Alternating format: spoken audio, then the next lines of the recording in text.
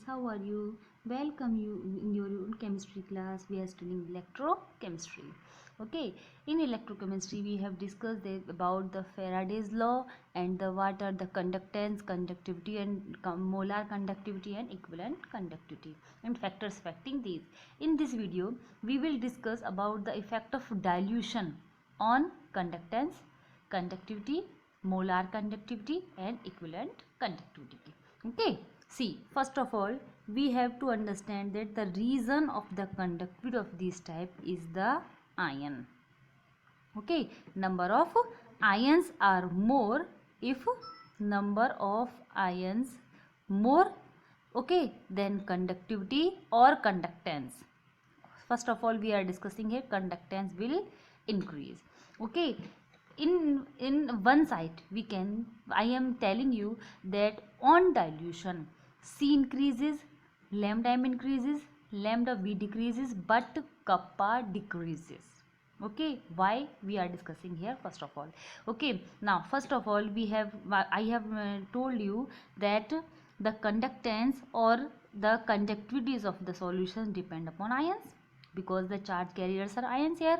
Number of ions increases, then conductance of the solution also increases. Okay, first it means conductance increases. But what is conductivity? Conductivity is the conductance of solution per unit volume.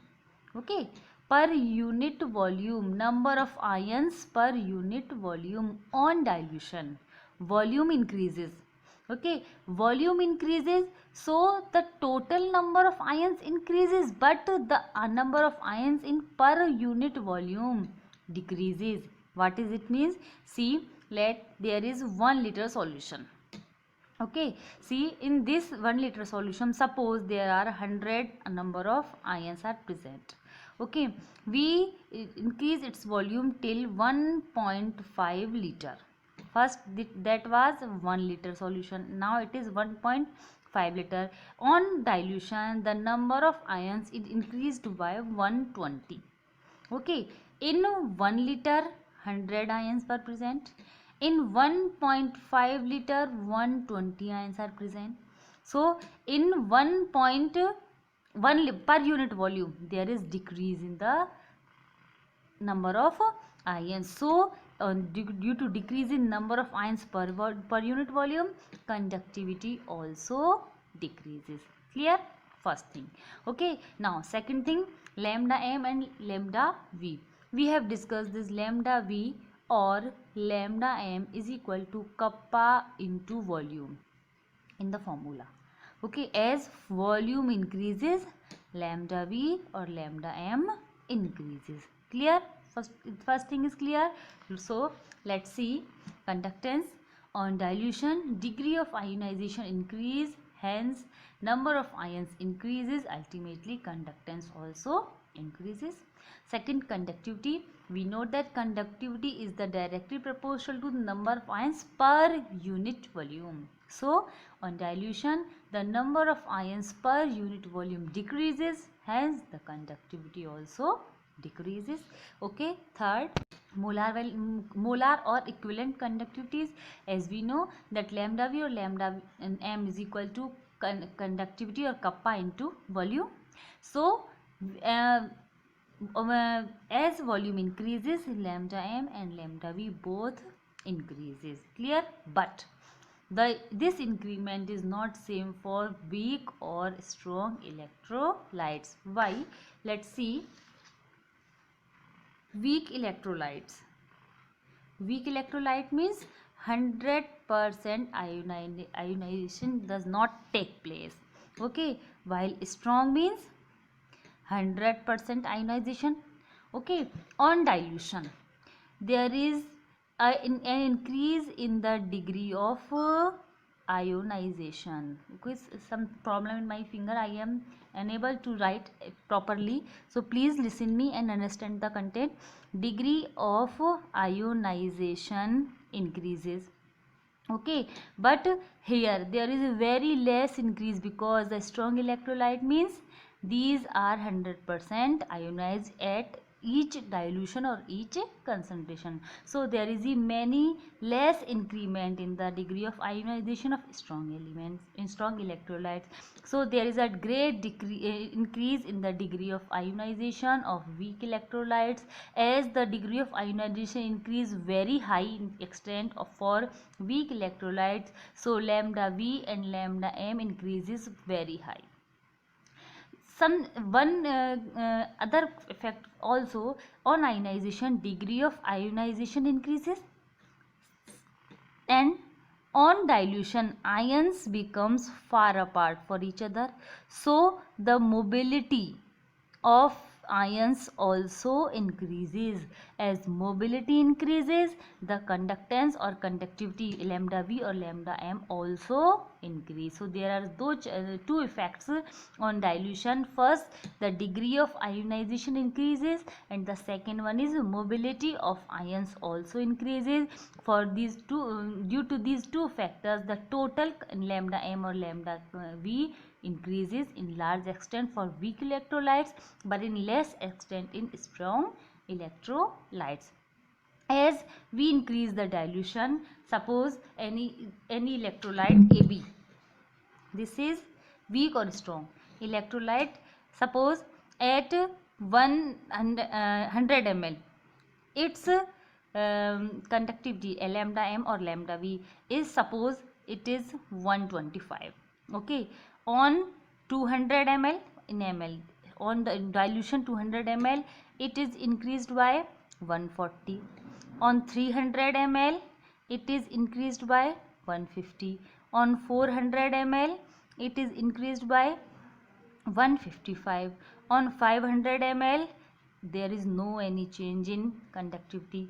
On 600 ml, it is remains also same. So when on dilution the value of lambda V or lambda M does not changes, that dilution is known as the infinite dilution, and the value of lambda V or lambda M is known as the conductivity at infinite dilution. Okay, understand what is infinite dilution? Infinite dilution means after that dilution there is no any change in the molar or equivalent conductivity. For example, for this electrolyte 400 ml is infinite dilution, because after this dilution there is no change in the lambda M or lambda V. Okay, so this effect is explained by the Cole-Rausch. See, there is a very little increase in the lambda M or lambda V on dilution for strong electrolytes, but there is a great change in lambda M or lambda V on dilution for weak electrolytes, because according to Ostwald's law, the dilution on dilution degree of ionization increases on dilution for weak electrolytes. Cole-Rausch studied this effect on dilution for weak and strong electrolytes and plot a graph between delta C under root C and lambda M. Under root C means the square root of the concentration. Here C is the concentration. Here lambda is taken. Okay, lambda V or lambda M. KCl and AgNO3 are the strong electrolytes. For these electrolytes on dilution there is a very slight change in the very slight increase in the conductivity, while for weak electrolyte like CH3COH there is a large increase in the lambda or molar conductivity. Okay, there is a very this is also almost straight line, while this is a parabola. So for these strong electrolytes the curve is almost straight line, but in case of weak electrolyte the value of lambda increase in large extent on dilution. On the basis of the above curve, Cole-Rausch expressed the relation between the lambda and C as following. Lambda is equal to lambda infinity minus A root C. Lambda means the value of molar conductivity or equivalent conductivity. Lambda infinity is the molar conductivity at infinite dilution. C is the concentration, and A is the constant, which is a characteristic feature of the electrolyte. Okay, this relation is corrected by the Debye, Huckel and Onsager in as following. lambda is equal to lambda infinity is same. The value of a is described in this equation. A is replaced by the 82.4 upon dt under root eta plus 8.20 into 10 to the power 5 upon dt under root 1 under root lambda infinity root c. Means the value of a is this, where d is the dielectric constant of the solvent, T is the temperature, and eta is the viscosity of the solvent. So this is the Debye-Huckel-Unziger correction of Kohlrausch equation. Okay, thus Kohlrausch explained that after dilution the lambda becomes constant and there is no increase in the volume of on the value of lambda on more dilution. This molar conductivity is termed as the molar conductivity at infinite dilution. Okay, on the basis of this all description, Kohlrausch gave a law that is known as the Kohlrausch law. What is this? Kohlrausch law. Kohlrausch law, this is known as the law of independent migration of ions, because at infinite dilutions each ion migrates at its own speed without any interaction with other anions. I have told you that on dilution ions are far apart by each other, so their mobility is maximum at this time, because there is no any attraction or repulsion between the ions, there is no any interaction between these, and the mobility is maximum. So the ions are migrating independently at this dilution. So this is known as the independent migration of ions. Okay, and this time their contribution in conductivity is independent of the nature of the ions associated with it. So according to this law, equivalent or molar conductivity of an electrolyte at infinite dilution is the sum of the conductivities of the cations and anions of the electrolyte at infinite dilution. What does it mean? Means lambda infinity is equal to lambda infinity plus lambda infinity minus. Okay, here lambda infinity means the molar or equivalent conductivity of the electrolyte. Lambda plus infinity means the molar conductivity of cation at infinite dilution, and lambda infinity minus means the molar conductivity of anion at infinite dilutions. Clear? Here lambda infinity, this is also known as the limiting equivalent or molar conductivity, because there is no any increment of the value of lambda b or lambda m or more dilution. Okay, what it means? Examples for NaCl. Lambda infinity NaCl will be equal to lambda infinity Na plus lambda infinity Cl minus. Just like MgCl2, lambda infinity MgCl2 is equal to lambda infinity Mg plus 2 lambda infinity Cl minus. On ionization, MgCl2 gives 1 Mg plus 2 and 2 Cl minus ions. 2 Cl minus ions are obtained, so there will be the mobility due to 2 Cl minus ions. So the molar conductivity will be twice of 1 Cl minus ions. Just same in aluminum hydroxide. For lambda infinity of aluminum hydroxide is equal to lambda infinity Al plus 3 lambda infinity OH minus. Understand? Why? Because on dilution aluminum hydroxide dissociated into Al plus 3 and 3 OH minus ions are obtained. So there is thrice of lambda infinity OH minus.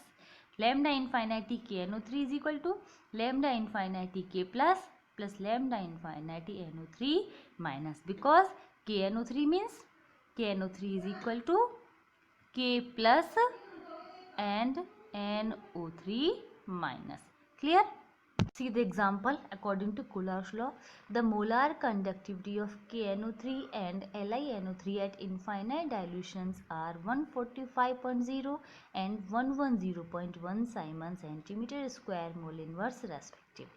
If the molar ionic conductivity of K plus ion is 73.5 Simon centimeter square mole inverse, then calculate the molar ionic conductivity of Li plus ions. Okay, very simple.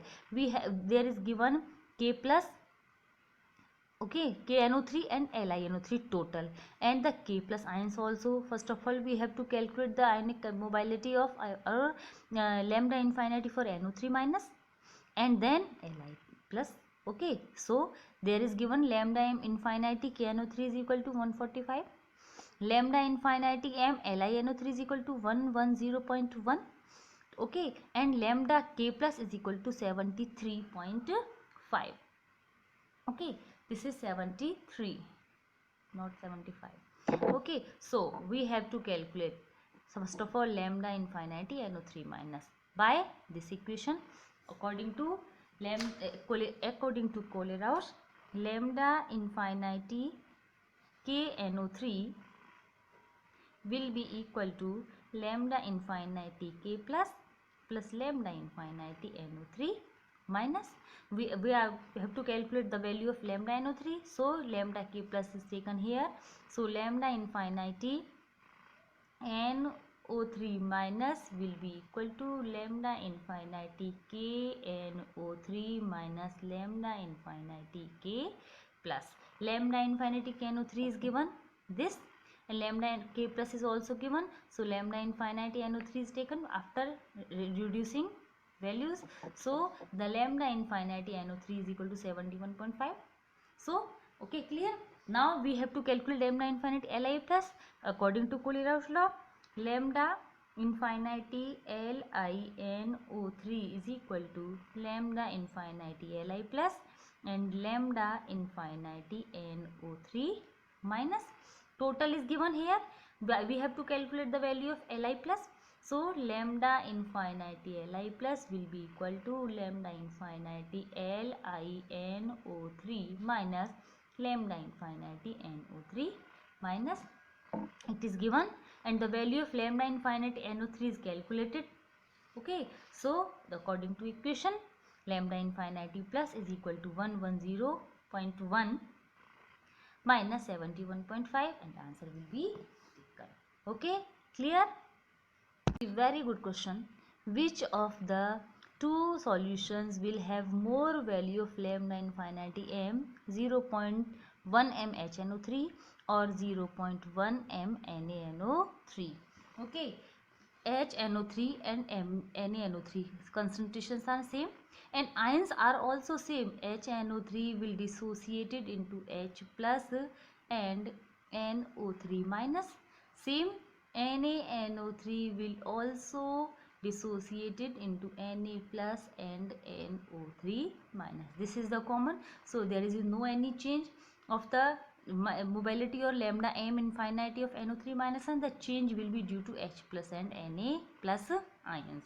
Here the number of H plus and Na plus ions is same, but the mobility of H plus or Na plus, which have more mobility, more will be the value of lambda infinity, as we know that the mobility of H plus is greater than the Na plus. 0.1 m HNO3 solution will have greater value of lambda infinity m, because H plus will have greater mobility than that of the Na plus due to its smaller size in a given set of conditions.